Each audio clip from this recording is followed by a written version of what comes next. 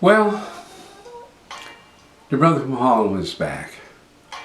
Heavy heart over what happened.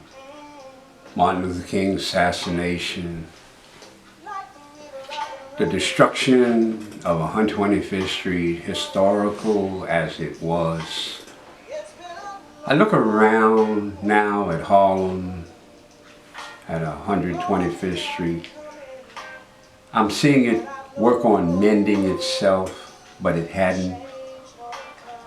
I think about all the brothers who are dying in Vietnam still. I look around at the civil rights movement that's still going on.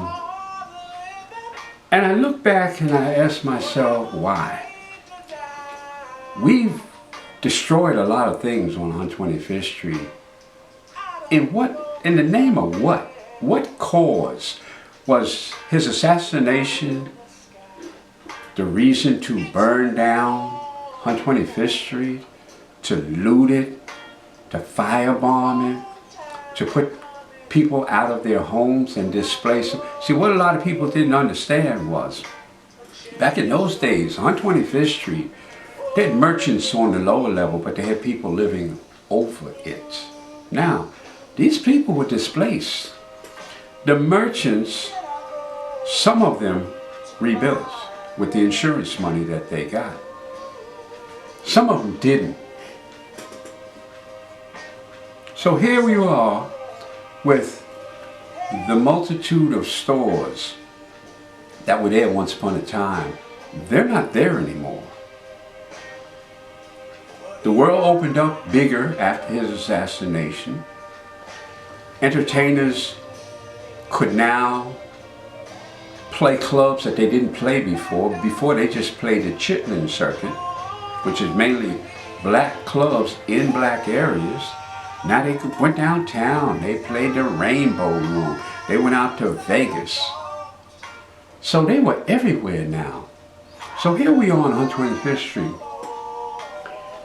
The next year, 125th Street still wasn't rebuilt. All these people that were out of work were now permanently out of work where they didn't rebuild. All those people that lived in those stores over the storefronts that were on 125th Street, they had to find a new place to live. I always ask myself, why? Why do we continue to tear up where we live? And in the name of what? I mean, did they prove anything? Not really. Martin Luther King was assassinated in the South. We're living in the North. Are we fighting any harder for the civil rights movement? Not really. We're just there. But 125th Street, the whole character of 125th Street changed after Martin Luther King's assassination. Excuse me. The magic that I once called it, it had lost the glitter. It had lost the glitter. There was no more magic there like it used to be. So I say to myself, why? Just why? I never will understand that. But life goes on. The change that came was a new movement now in clothing. So we weren't the same anymore. Now all of a sudden, there was this mod look that was coming out. As we neared to the 70s, the look of clothing changed. All the players and the entertainers started this new look. They had big wide bell-bottom pants, big collar shirts, big puff sleeves now. They called it a mod look. The brothers who used to have all that processed hair, slicked back, waved and all of that, well, they were gone. See, they were gone. They were gone. That was not the look anymore. So I asked Ori back then, we need to change. We need to stay up with everybody else out there. He was reluctant to do all of that. He was reluctant to change. He just didn't change like I knew he should have. But then again, this was his store, wasn't mine. I'm still making money. I'm still working.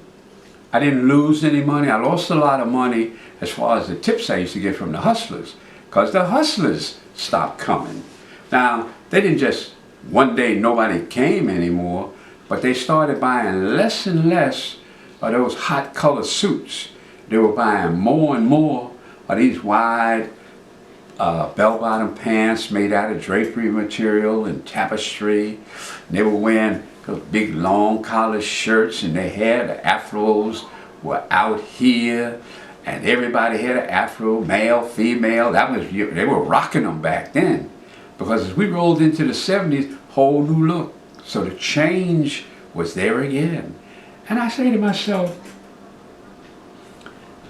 the evolution of the clothing industry, it keeps revolving. They say about every 20 years or so, the look comes back. Well, that might be true. But I know one thing. 20 years prior to that, the look was not afros.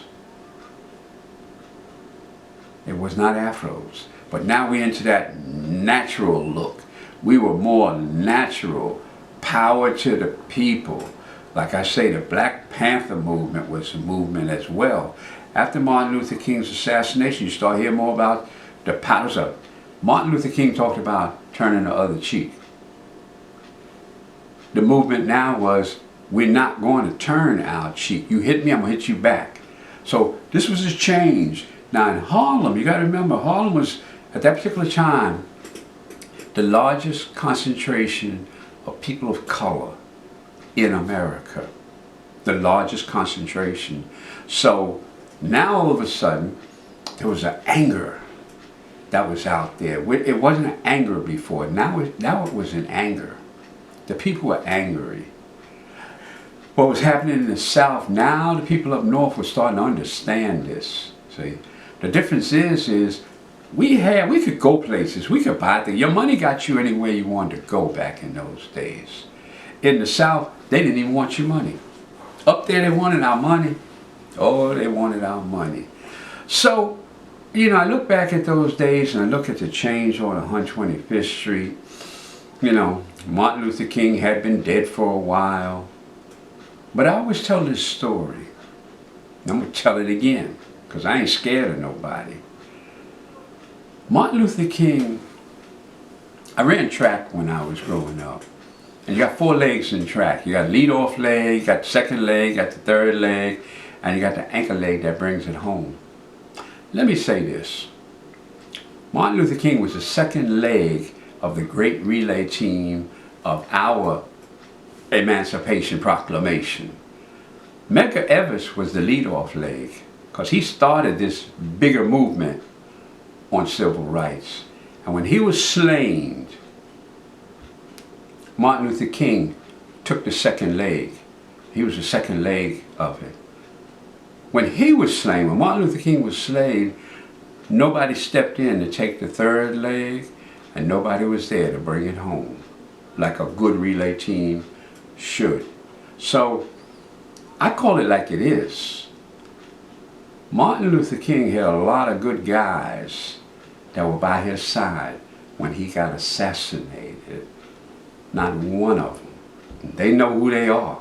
Not one of them picked up that baton and passed it off to the next man to receive it. So there was no third leg that picked it. Oh, a lot of them talked a good game, but they didn't pick that baton up. And then there was no anchor leg to bring it home. So I'm saddened that life comes and goes and we look at it differently. But there were a lot of brothers who could have been the third leg and the anchor leg. They dropped the baton. Nobody has picked it up yet. Still down there. So that race will never be finished, let alone won. It'll never be finished until somebody picks the baton up and brings it on home. I've always looked at it that way because I was there during the whole movement and I saw the great leaders that were there then and not one of them wanted to mess with that baton. It's still laying down there. That's just me. That's just a brother from Harlem with the high school education, giving you my opinion on what was and now is. So I'll be back again with the closing out of what happened on 125th Street during its magical years. So once again, y'all be blessed. The brother from Harlem with the high school education. Thank you very much.